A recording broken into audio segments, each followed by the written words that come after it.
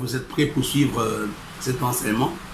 Nous voulons dire à chacun d'entre vous que la paix et la grâce de notre Seigneur soient avec chacun d'entre nous ce matin. Nous allons nous recommander à la grâce de Dieu pour que l'enseignement de ce matin soit une bénédiction pour quelqu'un. Tendre Père, nous te bénissons pour les temps que nous allons passer dans ta présence. Nous te prions que ton Saint-Esprit nous éclaire en toutes choses. C'est dans ton nom que nous avons prié avec les actions de grâce. Amen. Je voudrais vous rappeler le sujet, ou plutôt le chapitre sur lequel nous sommes en train de travailler depuis pratiquement une semaine. Nous avons dit que nous allons commencer le 3e chapitre que nous avons intitulé « L'excellence ». Et lors de la séance de mardi passé, j'ai essayé de faire une petite introduction ou une petite définition de l'excellence, et je me suis basé sur le texte de Romains chapitre 12. J'aimerais pas reprendre, mais vous donner le point sur lesquels nous avons travaillé le mardi passé. Nous avons donné les 8 clés qui peuvent nous aider à atteindre ou à expérimenter l'excellence dans nos vies. La première clé, nous avons parlé de la consécration totale au Seigneur. La deuxième clé, c'est le renouvellement de l'intelligence. La troisième clé, l'humilité est le prérequis de l'excellence. Il n'y a pas d'excellence sans humilité. La quatrième clé, nous avons parlé du développement de nos dons et de nos talents. La cinquième, l'amour doit caractériser un homme qui veut aspirer à l'excellence. Et la sixième clé, nous avons parlé de la prière. La septième clé, nous avons dit que nous devons exceller en surpassant le mal par le bien.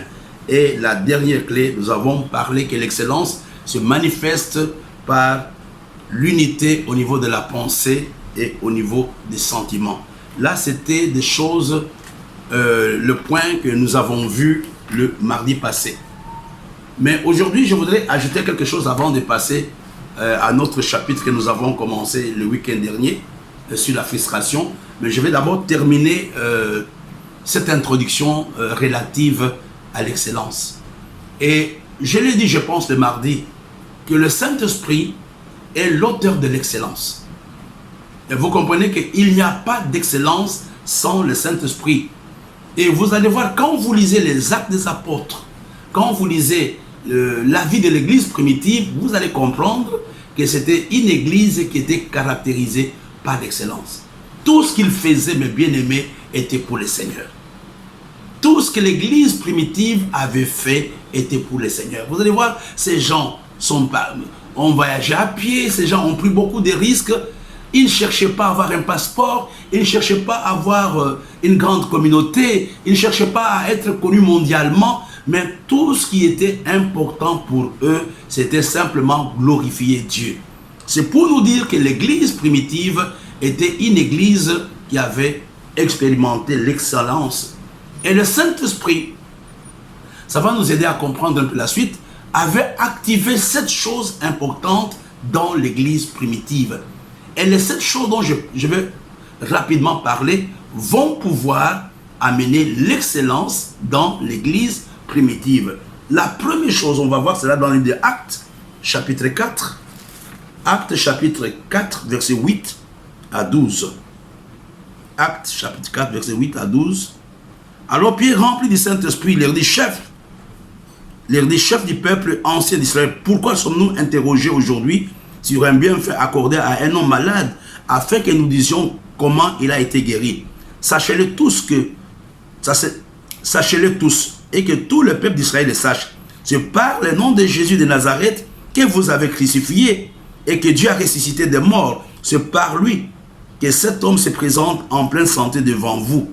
Jésus est la pierre rejetée par vous qui bâtissez et qui est devenue la principale des langues. Il n'y a pas de salut en aucun autre nom, car il n'y a sous le ciel aucun autre nom qui a été donné parmi les hommes par lesquels nous devions être sauvés. Bon, je courte tout simplement l'histoire. Regardez mes bien-aimés, Pierre était un craintif. Ça, n'oublions pas.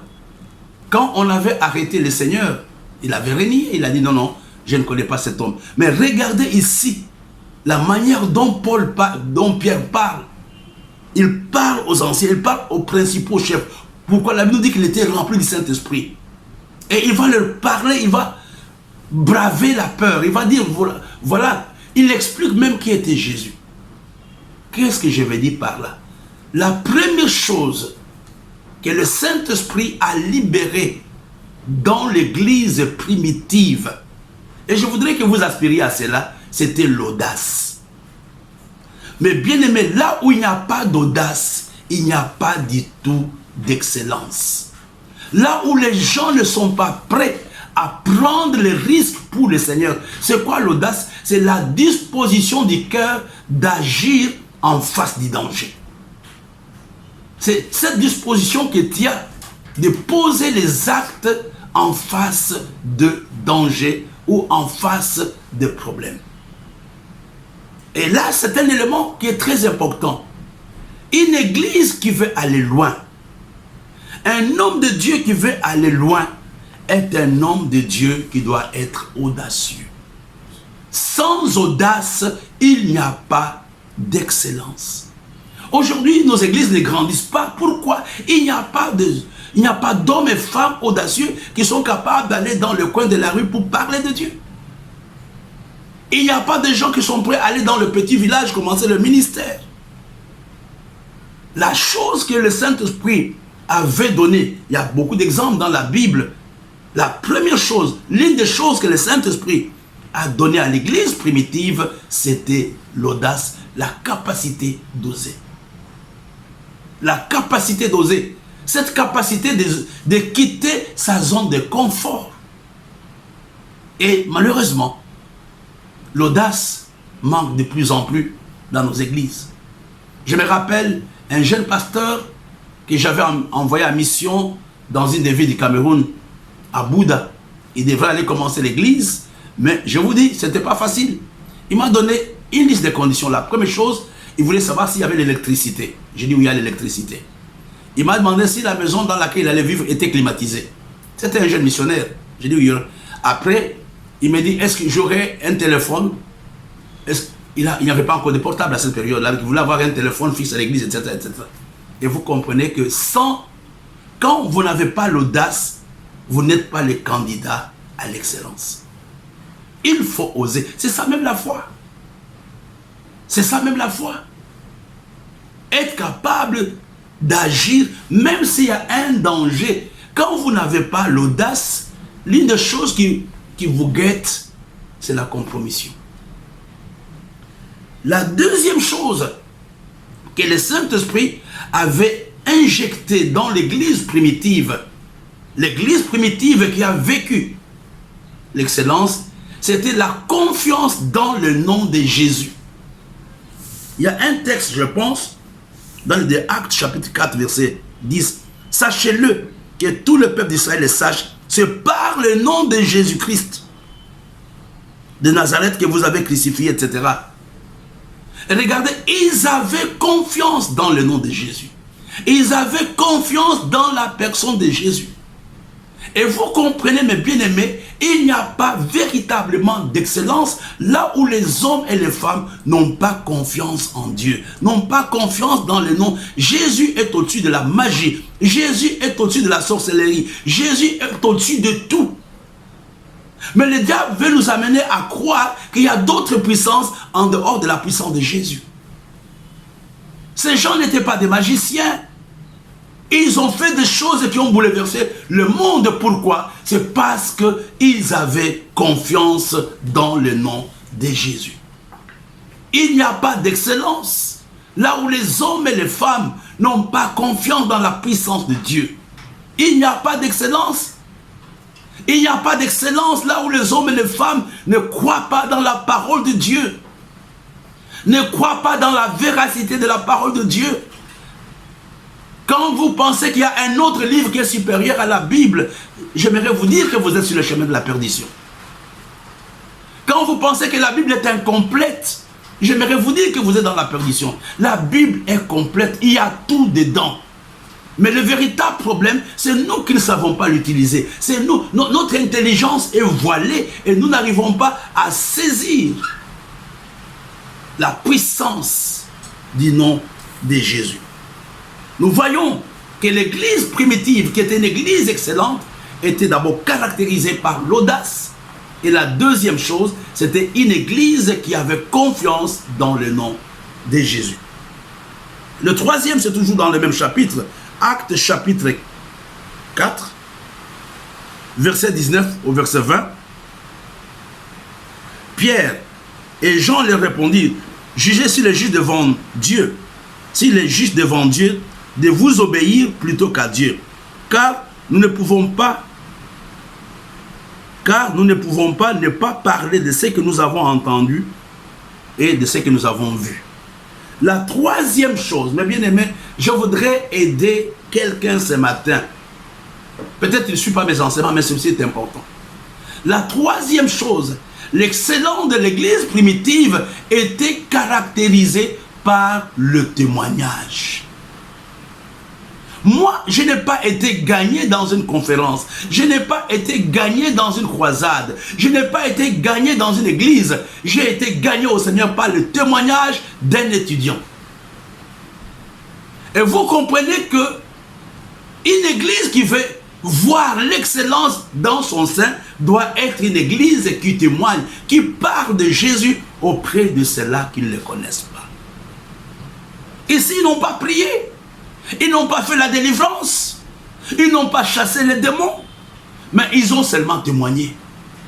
Une église qui aspire à l'excellence est une église où tous les membres doivent avoir cette aptitude d'être des gagneurs d'âme. Gagner les âmes pour le Seigneur n'est pas l'affaire seulement des évangélistes, n'est pas les affaires des pasteurs. Quand on dit non, notre église ne grandit pas parce que le pasteur ne fait pas de programme. Menteur. Toi, combien de gens as-tu déjà amené au Seigneur? La troisième chose qui avait caractérisé l'église primitive, c'était le témoignage de ses membres. La quatrième, c'est dans le livre de Actes chapitre 2, verset 42. Persévérer dans l'enseignement des apôtres, dans la communion fraternelle, dans la fraction du pain et dans le prière. La quatrième chose qui avait amené l'excellence dans l'église primitive, c'était la prière. Nous l'avons vu mardi. Il n'y a pas d'excellence là où les hommes et les femmes négligent la vie de prière. J'ai connu un homme qui a eu un ministère puissant, un ministère extraordinaire, mais qui est auprès du Seigneur. Le professeur Jacques Fomou. Cet homme, j'ai eu l'occasion de le rencontrer à 2 reprises. Une fois à Libreville, et une autre fois, je l'ai rencontré à Pointe-Noire.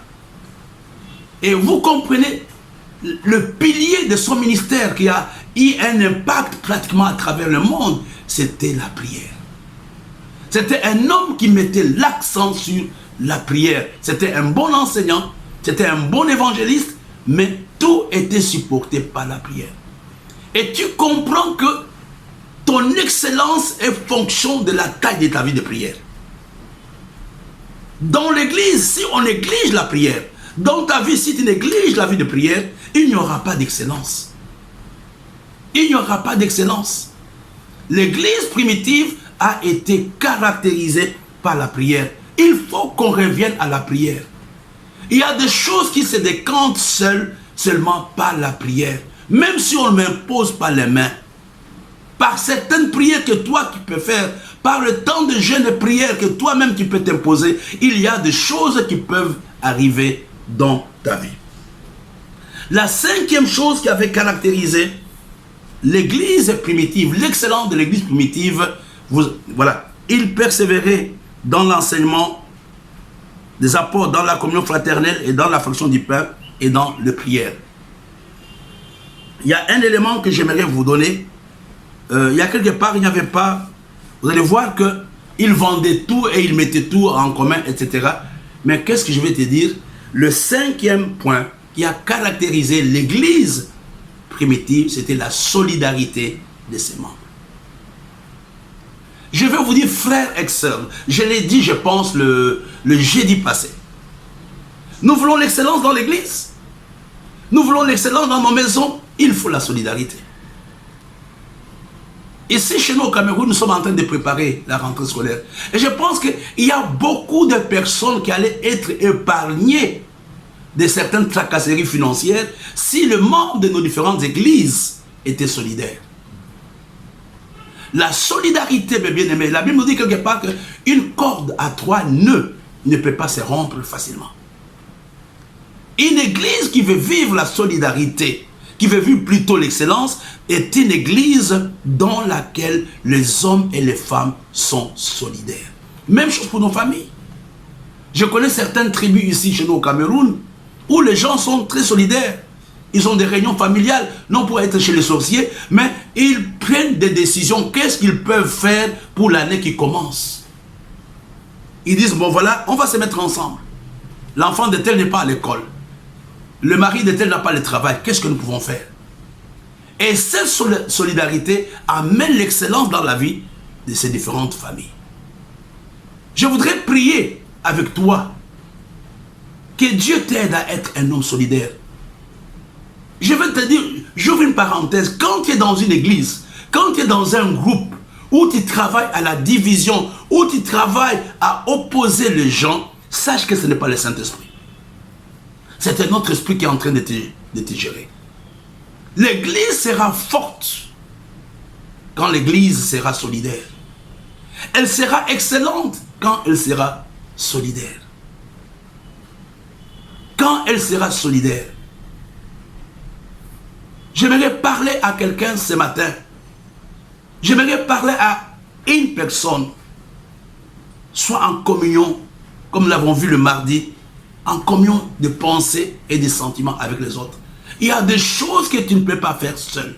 Dieu nous limite expressement. C'est un de mes mots clés pour que nous dépendions les uns des autres. Dieu pouvait nous faire hommes et femmes. Je tape sur mon ventre et je produis un petit bébé. Mais Dieu me limite. Pour que j'aie un bébé, il faut que j'aie une femme. L'église primitive a été caractérisée par la solidarité. C'est ce dont nous avons besoin ce matin. De dire, Seigneur, nous voulons être une église solidaire. On va terminer. Il y a un texte que j'aimerais vous montrer dans le livre de Actes, chapitre 4, verset 33, je pense. La Bible nous dit, voilà. Les apôtres rendaient avec beaucoup de force, je reprends, les apôtres rendaient avec beaucoup de force témoignage de la résurrection du Seigneur Jésus. Et une grande grâce reposait sur eux tous. Lisons un autre texte. Actes chapitre 5, verset 33. À partir du verset 33 jusqu'au verset 44. La sixième chose qui avait caractérisé l'église primitive, qui avait amené l'excellence dans l'église primitive, c'était la grâce de Dieu reposée sur eux. Et vous comprenez, mes bien-aimés, la grâce, c'est cette capacité surnaturelle qui vient de Dieu. Nous avons besoin aujourd'hui de dépendre de Dieu et dire, Seigneur, ici, là, je suis limité.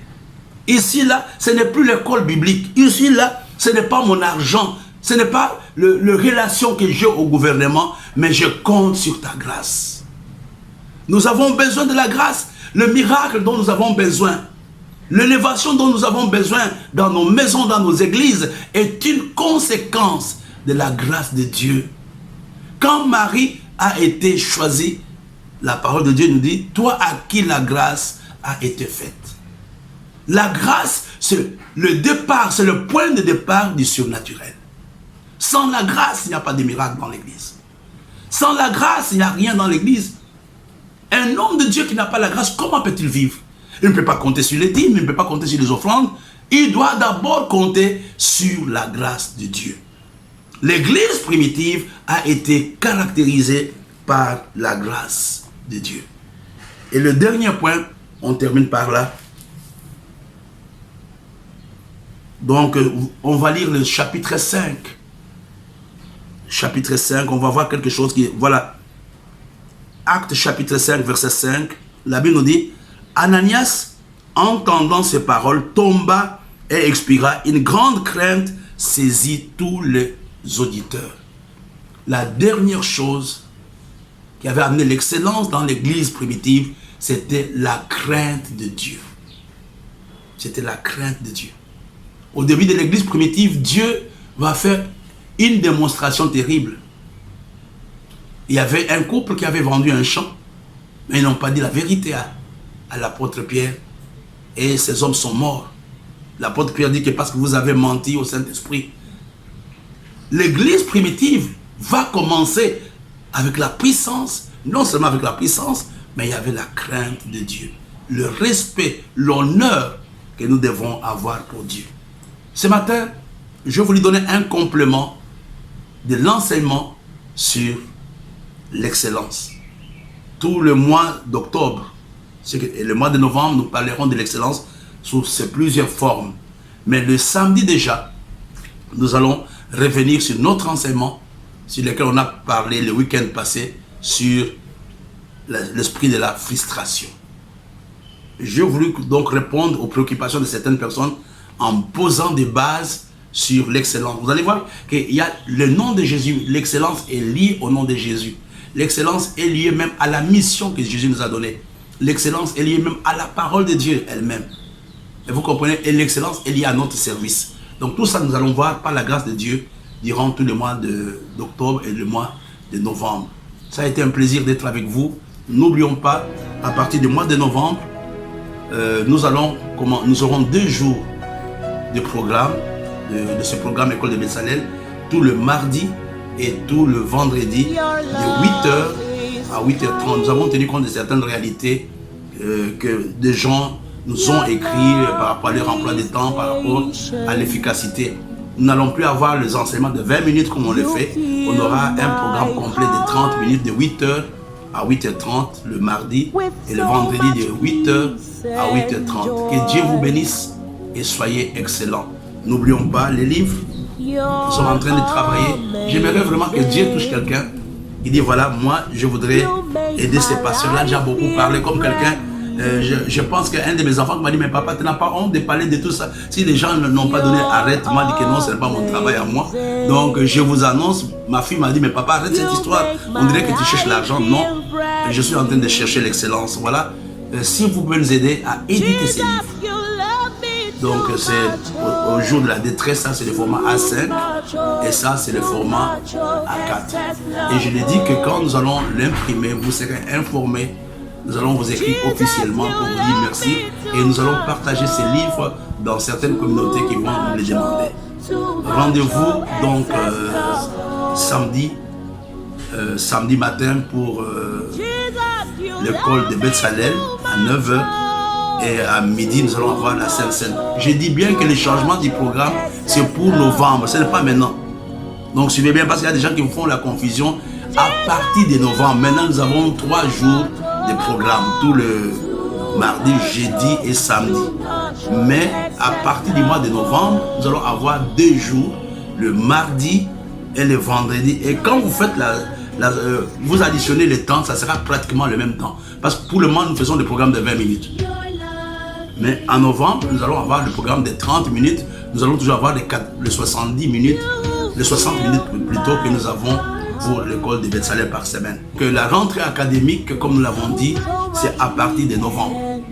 Donc, les professeurs sont en train de travailler et nous allons vous donner toutes les conditions. Nous allons faire un effort d'avoir le cours en ligne et ceux qui sont au Cameroun peuvent avoir des cours en salle. Si vous n'avez pas le téléphone, vous voulez avoir les cours en ligne, nous allons trouver un système pour vous en... Je ne sais pas, peut-être, on va trouver un moyen. Il faut simplement nous écrire. Nous allons voir un moyen. Nous pouvons même aussi vous dire dans quel de nos campus vous pouvez aller vous inscrire. Nous avons un campus à Libreville, un autre campus à Port-Gentil. À Lubumbashi, nous avons 2 campus. Je peux vous donner les adresses prochainement. Nous avons un campus à Kinshasa. Nous avons un campus à Brazzaville. Nous avons un campus au Bénin. Nous avons un campus à Abidjan. Nous avons un autre campus à Paris qui va commencer, je pense, au mois de novembre. Donc, Paris Excellence. Donc, si vous avez des problèmes de nous suivre en ligne, on peut vous donner les adresses de tous ces campus. Et vous pouvez facilement prendre attache avec tout le coordonnateur, tous les responsables qui peuvent vous dire ce qu'il faudra faire. Que Dieu vous bénisse.